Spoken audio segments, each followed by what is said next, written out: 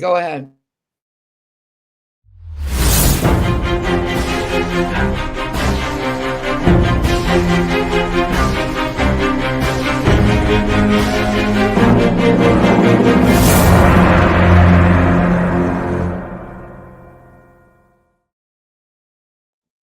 Hey, everybody, Dr. Meri Crowley for Now is the Time. I'm excited to have Sheriff Mack back on the show with us. It's been a little while, and we're going to have an amazing show today talking about what's happening around the country and the world. And some states are actually trying to get rid of the sheriffs, which is actually, not a good thing. So we're going to be talking about some really important things. But today's show is sponsored by Exodus Strong. Let's roll that commercial, please. Feeling tired even after a full night of sleep? You're not alone. Millions struggle with low energy, brain fog, and inflammation every day. And it's not your fault. The modern world wears down your mind, body, and spirit. But what if there was a natural way to feel energized again? Meet Exodus, a breakthrough supplement powered by 7 biblical ingredients and enhanced by the modern science of molecular hydrogen. This unique formula helps restore your energy, reduce inflammation, and renew your vitality naturally. Real people are already seeing the difference. Exodus Strong has been a game changer for me. After just a week, I noticed better sleep, improved focus, and no more afternoon crashes. Go from fatigue to vitality with Exodus. Visit exodusstrong.com/MERI and start your journey today. Yeah, exodusstrong.com. Put in my promo code Meri, right in the middle of America, MERI, or you can click on the link below. Anyway, Sheriff Mack has been in, law enforcement for 20 years and actually sued the federal government at the Supreme Court level and won. So this is an amazing feat. And I actually like what you said earlier. You sued the Clintons and lived to tell about it. So there's the miracle. That's the miracle of all of that. You didn't become one of the Clinton body count. No. So why don't you just briefly for people who don't know, you just briefly share about that case? Well, it was the Brady Bill, and the Brady Bill was a gun control law, which was the Clinton administration, a big baby. That's the only thing they really did his first term, and it actually got passed in 93. It got through Congress in 93, in November of 93, and then it was went into effect February 28, 1994, and 3 agents of the BATF came to a Sheriff's Association meeting in Phoenix for all the sheriffs of Arizona. There's only 15 counties. And they presented us and gave us each a 25-page document that detailed our marching orders from the federal government, from Congress and the President of the United States, Bill Clinton. And it said that we would be enforcing the Brady Bill, enforcing their gun control law, and that we would do it for free, and that we would be subject to a year in prison if we failed to comply. True story. Every bit of that's true. And by the end of the day, all the other sheriffs acquiesced. They didn't want to do it. Nobody wanted to do it. They were cussing the whole time. And I didn't say too much until the end. And I said, you good men have convinced me that we shouldn't be doing this. And I am not going to do it. And so I drove home, checked in with my wife, told her what I wanted to do. And she really made the decision. If she had told me, no way, look at all this that we did to get this job. This is where our kids live. We have 5 children in local schools. You want to ruin everything by your little Quixote crusade that's not going to go anywhere? She didn't say any of that. She was totally supportive. She said, maybe now we know why you were meant to be sheriff. And I gave her a hug and said, okay, but we're going to lose everything. This is not going to be easy. And she goes, well, we really weren't looking for a job when we landed this one. And so we did it. And I contacted the NRA, and they had lawyers all ready to go on this case. And it was an amazing 3.5 years. It cost me my third election. And since that time, I've written 8 books, and I've traveled. I've been to every single state in America. I've been to all 50 states, and I've done presentations in 48 states. My wife and I have been together and dedicated our lives to this. And this past year, 2025, was our 50th wedding anniversary. And I told her, if I'm a lucky duck, I'll have another 50 with her. So Yeah.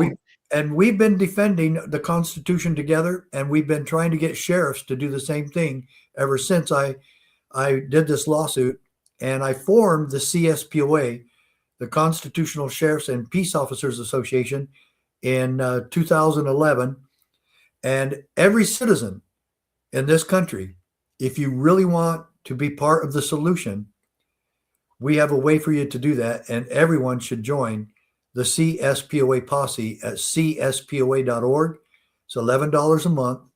$11 a month. It's not a contract. You can quit anytime, but you'll not want to quit. You'll want to be part of this solution to bring back America county by county. And the best way to do what General Flynn said, local action, national impact, is working together with your sheriff. He is your servant. He reports only to you.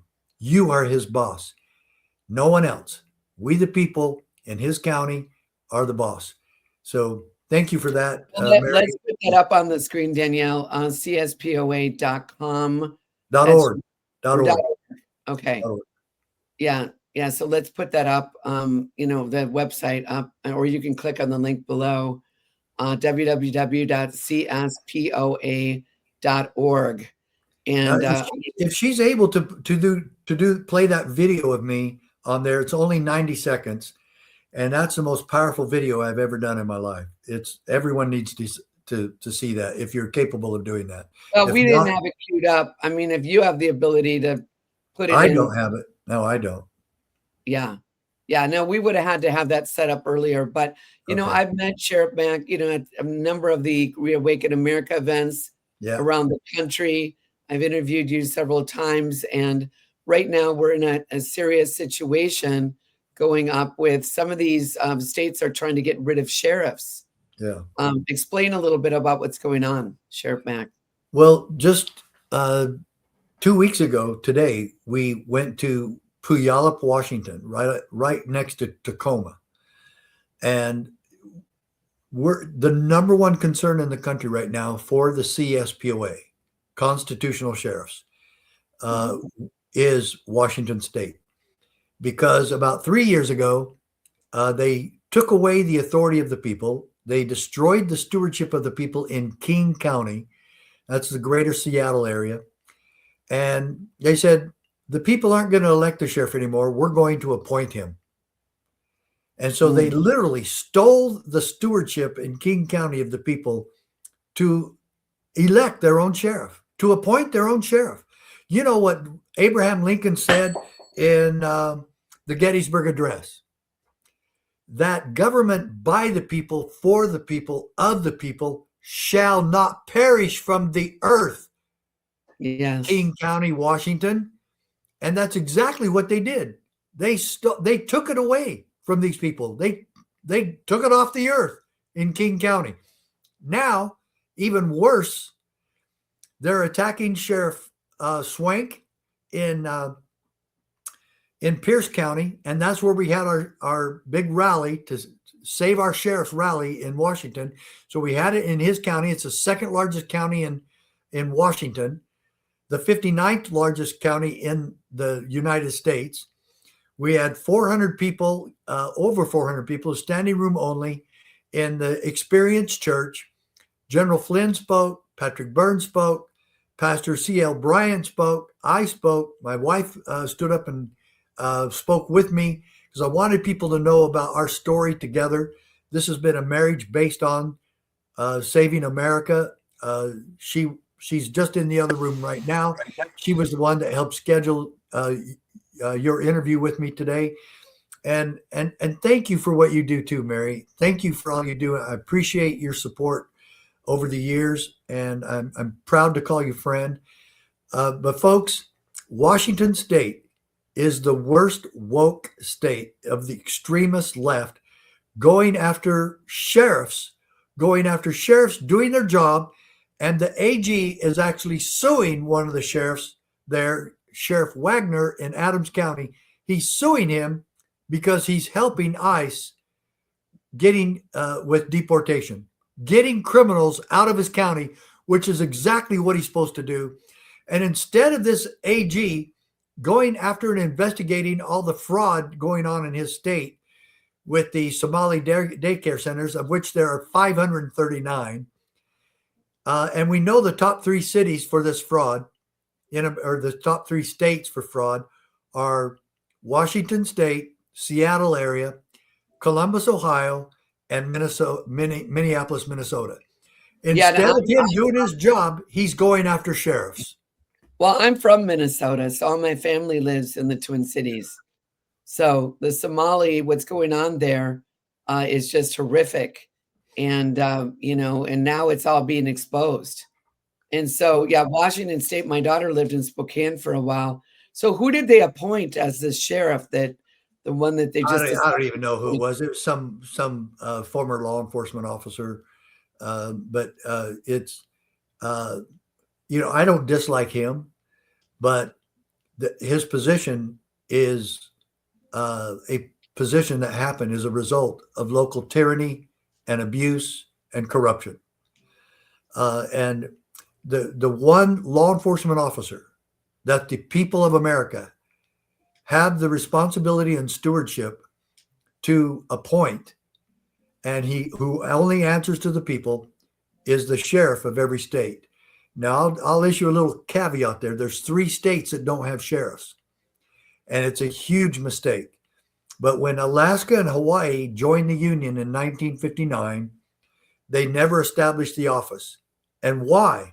Why wouldn't they? Because it's the oldest sheriff's office in America. Before our country was even a country, or even thought of being a country, there were sheriffs in the colonies, because they had already had sheriffs that went back 1,000 years in old Anglo-Saxon law. So why would they come to the Union and not establish that office? But they didn't. And then Connecticut, 30 years ago, voted the office out. And the 8 wimpy sheriffs there went along with it because they were offered double the pay marshal's job for the state. And so, we'll go along with it. So for money and greed, they were willing to compromise the safety of the people. And the understanding that we all have, folks, is that the sheriff reports directly to you. He reports and works directly for you. That doesn't exist in Connecticut anymore. And believe me, we've had lots of calls since then, especially from people who say, how do we get our sheriff back in Connecticut? And it's going to be really a difficult deal. And so we're trying to make sure that never happens again anyplace else, so that the people have someone that they know that they can report to when governments become venal and oppressive. The sheriff is sworn to protect us from what? All enemies, both foreign and domestic. And that's what the sheriff's job is. Well, I mean, if you even look at a lot of the old Westerns, which I wasn't a big Western person per se, but, you'd see the John Waynes, and you'd see always the sheriffs were, in these towns. The biggest Western on that brings that out is High Noon with Gary Cooper. Because he's trying to get his posse, he's trying to get the people to help him fight this gang of cowboys, and nobody will help him. And finally, his wife helped him. Sounds like me and my wife, Meri.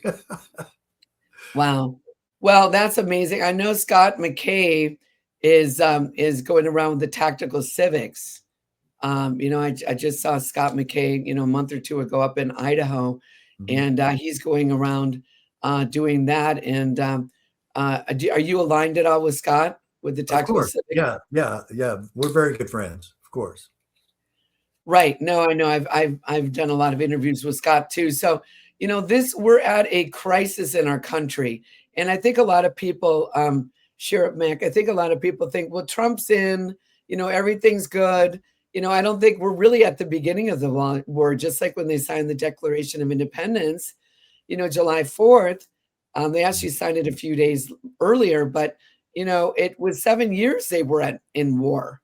We're in a war to really take back the country. We're It seeing really scares me because, first of all, folks, if you've looked at the situation, in fact, you don't even need to be to training, which I've been to, that shows all the cartels and the international terrorists that have infiltrated America the last 5 years.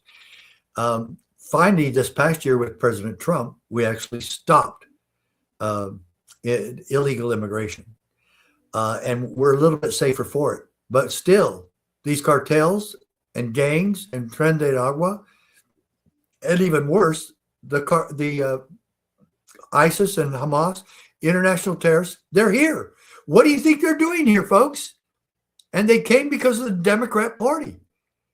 And you good Democrats, you need to look at that. And you need to look. I'm not telling you to quit the Democrat Party. I'm not telling you to join the Republican Party or be an independent. I'm telling you to look what's going on and stop voting for the people who have caused this. Stop voting for these traitors in the Democrat Party. What do you think the Biden administration was doing? They were following the orders from the Democrat Party. They were willing to put Joe Biden as the patsy for making sure that tens of millions of illegal aliens came here and did what? Got on the welfare rolls, got on the registration rolls to vote, and started their businesses to commit fraud. And this was all part of the plan. And who's doing anything about it? Donald Trump. So what do the Democrats do? Create pockets of violence to try to stop it. The Democrat Party is promoting violence in America, and they'll do anything to what? Gain power, just like putting all these people on the voter rolls was to give them a monopoly nationwide with this kind of election fraud, with the other election fraud going on with the computers and early voting and paper ballots and mail-in ballots, all of that.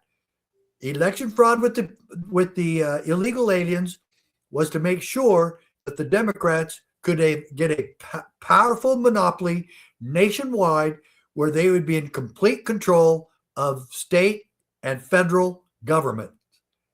And what are we doing? We're sitting here watching. And if anybody tries to get in their way, oh, you're a racist, you're a radical, you're a white supremacist.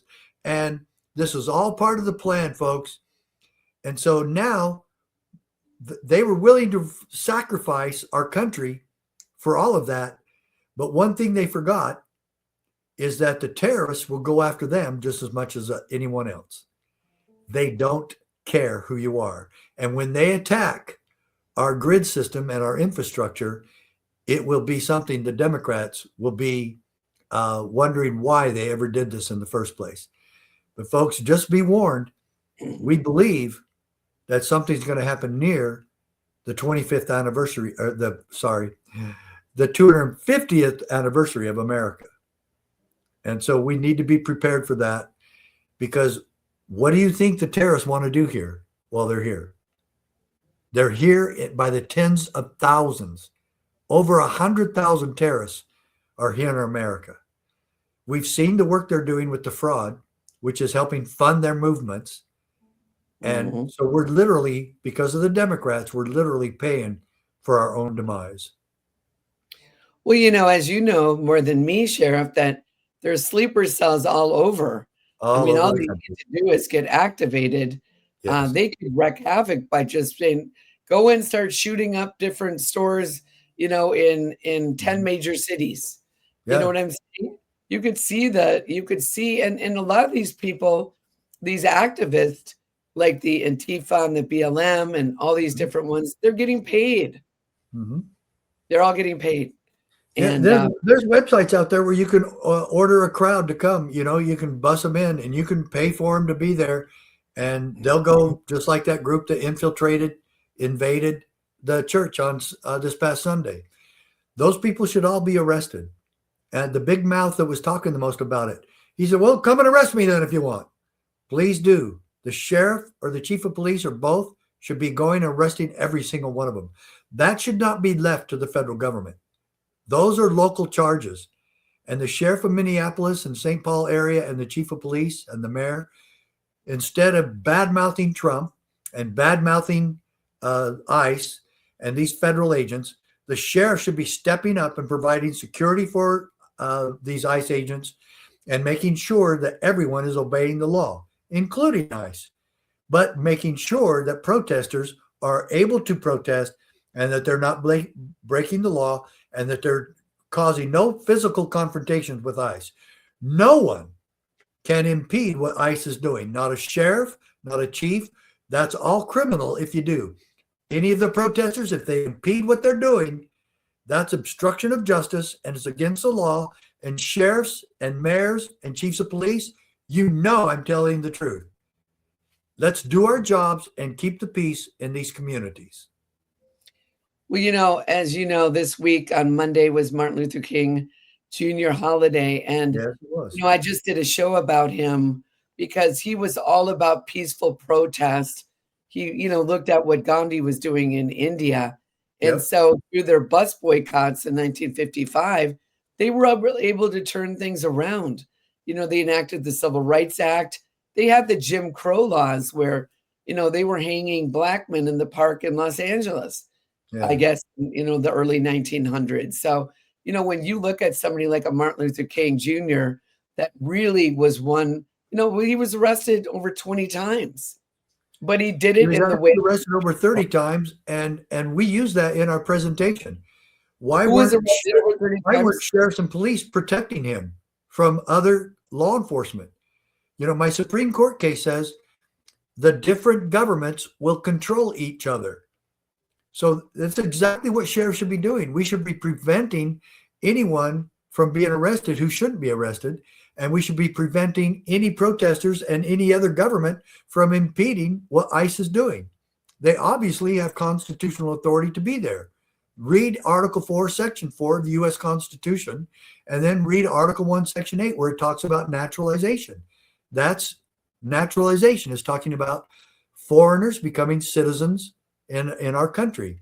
I'm not against immigration. I'm all for it. As a matter of fact, it should be easier to become a citizen of the United States.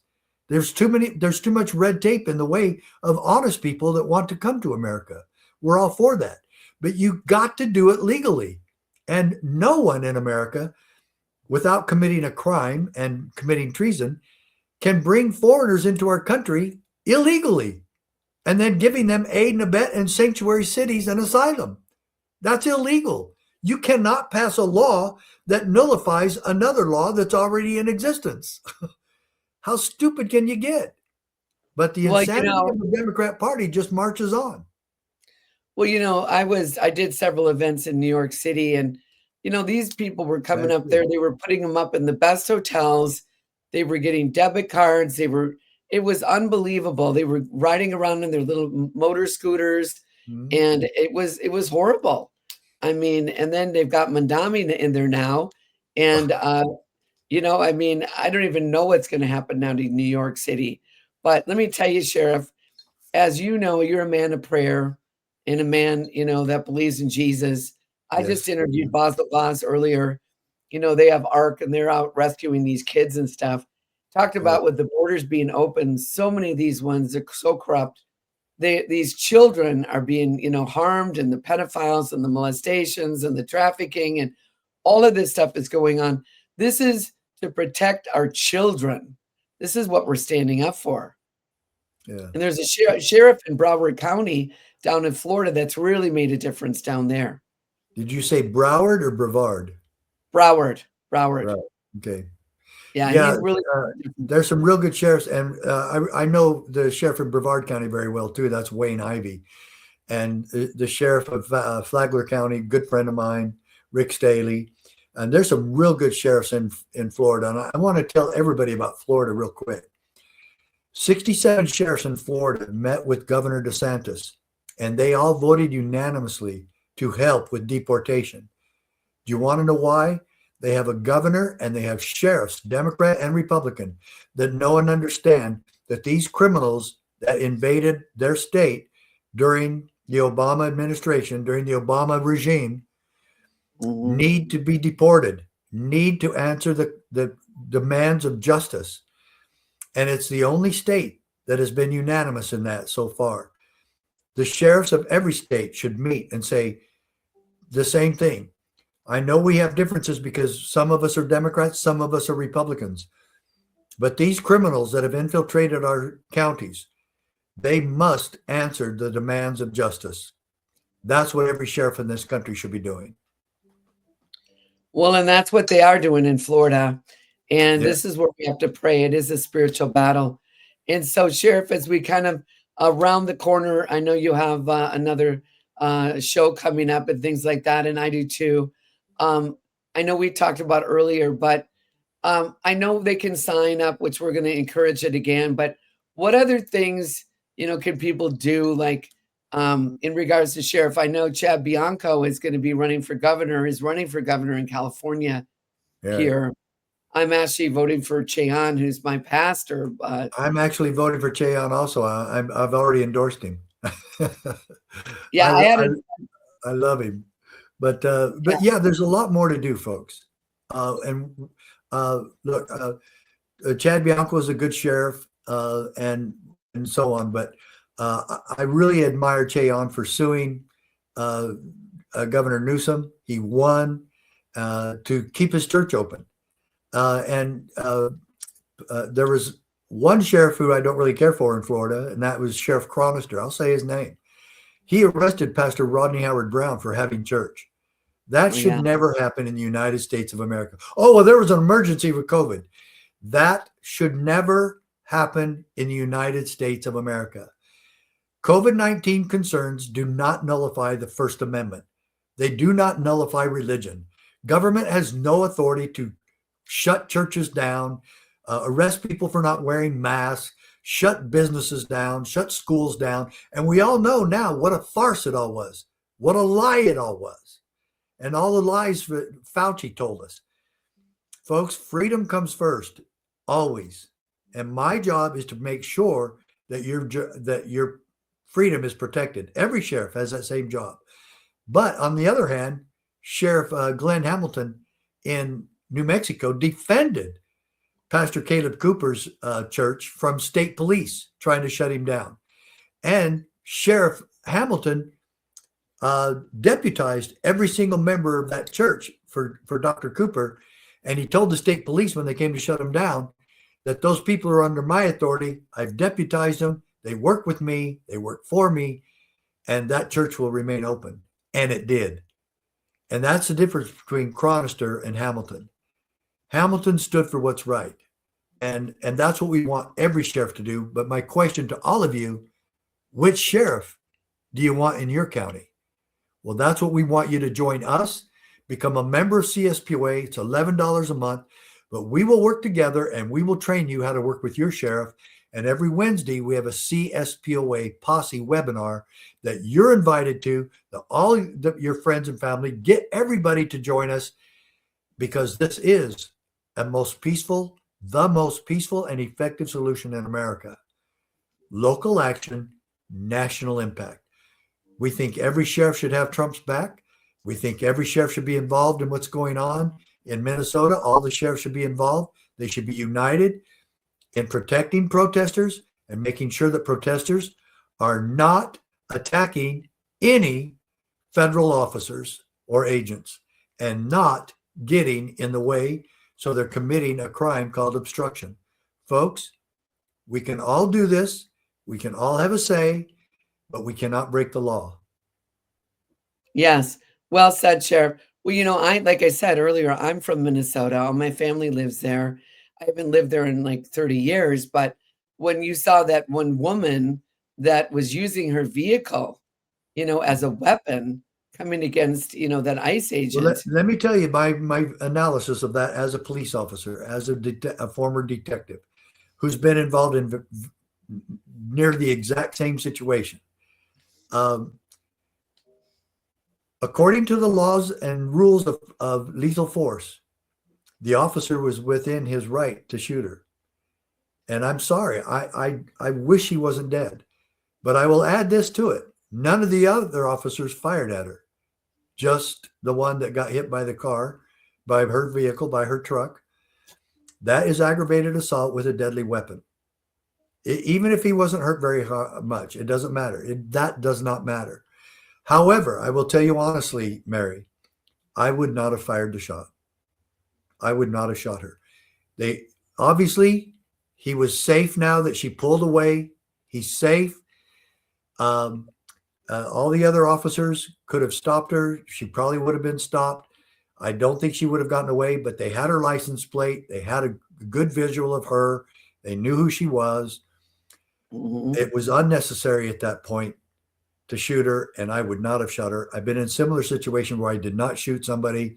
That probably most cops say, hey, you should have shot him. And I didn't, because I don't want, and thank the good Lord now over and over that I never had to shoot anybody. I thank the good Lord that I used his intuition and message to me that this man did not need to be shot, that we weren't going to be shot at by him. He had a gun in his hand, and we had good cover, so we didn't shoot him. And his 10-year-old son was standing next to him, and I'm so grateful that I did not do that to his son at that time. But again, I would not have shot Renee Good. And I admit that it's a judgment call. I wasn't there. But what I know of the scene, I would not have shot her. And obviously, none of the other officers did either. So God bless Renee Good and her family. But also God bless the officer involved. And I know how difficult that was for him as well. So God bless America, and God bless us to get out of this mess in Minnesota and across the country. And God bless the sheriffs in Washington State. Yes. Well, Sheriff Mack, thank you for coming on. Let's put up your website again. USPOA. CSPOA.org. And everybody watch that video on there. It's only 90 seconds. Shows me in a black shirt. Everybody needs to see that. It's fantastic. And look up the video of Sheriff Swank from Pierce County in Washington telling the state legislature what they can do with their law that they're trying to do to destroy the office of sheriff. So thanks for letting me discuss all that today, Meri, and let's do it again sometime. Yeah, well, thanks for coming on, Sheriff, and thanks for watching. Now is the time. We really need to get in back of our law enforcement, in particular our sheriffs, and we need to stand with them because, they are elected officials, and we really need to, be there for them, pray for them, and get involved with Sheriff Mack. And also, visit my website, MeriCrowley.com. I'm going to be going to Vegas. We're doing our 8th Open the Heavens in Vegas, hopefully in May. So we're going around the country. We're all fighting. I've got a film about freedom cry, sex trafficking in America. We're going to be showing my film there, Kathy O'Brien.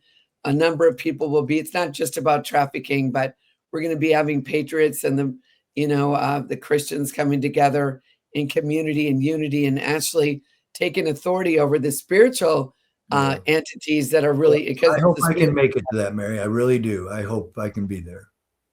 Yes, amen. I'll be in touch with you. So thanks for watching. Please share this far and wide with as many people as you can. Thanks for watching. We'll see you soon. God bless. Thanks, Meri.